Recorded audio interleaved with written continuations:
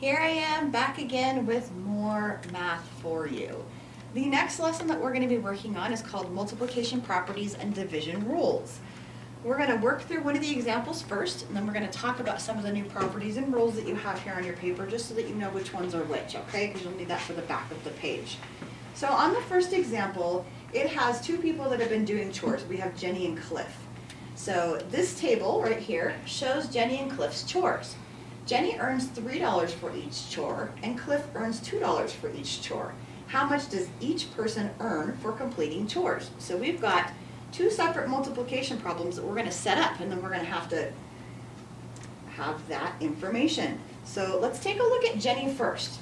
We have here the number of chores she does, how much she makes for each chore, and we have the total. So we're going to be setting up that multiplication problem. So we're going to look back at the chart, and we can see that Jenny has two chores here. So we're going to start with the 2, and we're going to multiply that by how much money she gets for each chore to figure out how much money she's earned. So according to our problem, Jenny earns $3 for each chore. So I'm going to multiply 2 times 3 because she's got two chores and she gets $3 each. So that means the total Jenny would make would be 2 times 3, which is $6. So this is our pal Jenny here. Then we have Cliff, her friend. So Cliff, you'll look on the chart, has 3 chores that he does. So we're going to start with his name, and we're going to write down that he does 3 chores, and it says that Cliff makes $2 for each chore. So we're going to multiply that by $2 to see how much Cliff earns. So 3 times 2 in this case is also $6. So you'll notice that even though they do a different number of chores, and they're paid a different amount, they still make the same amount, which is $6, and that's what's going to fit right in here on that blank. All right? So let's see what else we need to know. On the bottom of the front page are some of the multiplication properties, and we're going to talk about those in just a minute. For now, we're going to come back here and do one more math problem, and then we'll go back and talk about those properties and rules. So if you'll go to example 2 on the back of the page, you have another math problem. There are 9 party favors and 9 guests. How many party favors will each guest get? Well, in this case, we're going to be doing division because we have a total number of items and we have a total number of guests, and we're trying to figure out how much each guest gets. So this one is set up as party favors are first. We know that we have 9 of those, and we're going to be dividing that up, right? Because we're going to be giving each guest a party favor. The number that we're dividing by is the number of guests. Okay, and that means that's how many guests did we have at this party. It says there were 9 party favors and 9 guests, and we want to figure out how much each one gets, and this is favors per guest. So if you have 9 party favors and you divide that by 9, that means each guest is going to get 1 party favor. Okay? So that's your answer for this guy right here. Now, the part that we need to look at next is learning about the multiplication properties and division rules. Some of these are going to sound really familiar to you because they're similar to the addition properties. So we're going to talk a little bit about what that looks like for multiplication, okay? So the first one we're going to talk about is the commutative property. You'll probably remember this from addition. The commutative property says that the order of the factors doesn't matter when you're solving the problem. Just like an addition problem, 3 plus 2 is 6, 2 plus 3 is also 6. So in a multiplication problem, you could do 4 times 2, and that's going to be 8, or you could do 2 times 4 is 8. Either one's going to give you the correct answer. That commutative property just tells us you can change the order of the factors and still get the same number. So that's the first one. The second one is the identity property.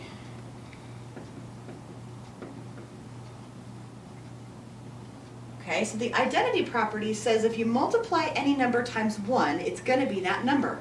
The same thing with the addition property, right? So if you take 4 times 1, it's going to be 4. Any number that you multiply by 1 is still going to be that number. The way that I remember this one is your identity is who you are. And this is somebody who's very sure of themselves. They always want to be themselves. So no matter if you multiply it by 1, they're still going to be themselves. Now the third one that we have is the 0 property of multiplication. That one says when you multiply a number times 0, it's always going to be 0. So whatever number you multiply by 0, your answer is always going to be 0. So 0 property you'll remember because you're going to be multiplying by 0 here in that problem. Now there are 2 others on the back. These are the division rules. So these were the multiplication properties.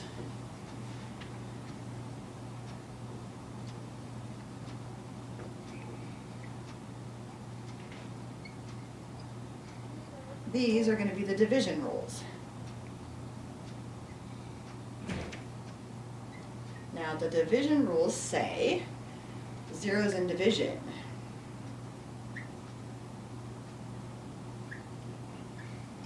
When you divide 0 by any non-zero number, like 0 divided by 5, your answer is always going to be 0. Okay, so 0 divided by any number is always going to be 0. The other one is called ones in division. That one says that you have any number divided by 1 is going to be that number. Okay, so that works with any number that you do. If you divide it by 1, you get that number.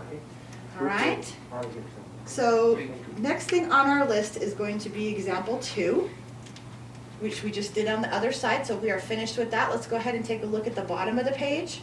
It says to identify the property or rule shown. So for number 1, it says 12 times 0 is equal to 0. Well, because it's multiplication, you're going to be looking at the multiplication properties. Which one of these does that show?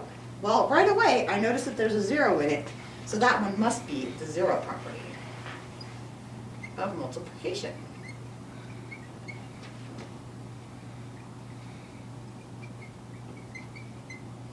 Okay, that was number 1. Number 2 at the bottom says 8 times 5 is equal to 5 times 8.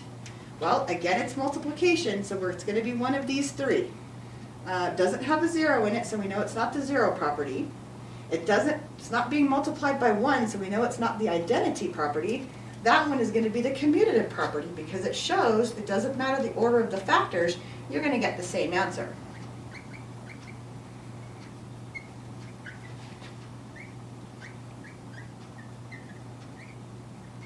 So commutative property of multiplication.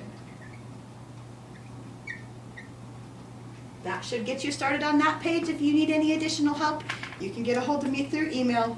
Good luck.